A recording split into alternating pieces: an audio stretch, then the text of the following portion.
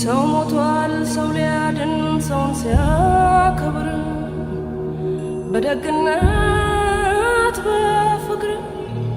በክብር ተጠርቶ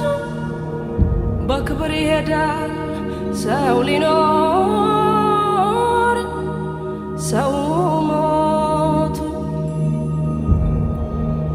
የተሰጠኝ ሕይወት ዛሬ በነፃነት ሰው ተከፍሎበታል ከደምና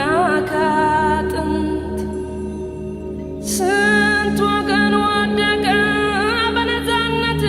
ምድር ትናገር አድዋ ትናገር ትመስክር ትናገር አድዋ ትናገር አገሬ እንዴት እንደቆምኩኝ ከፊታችሁ ዛሬ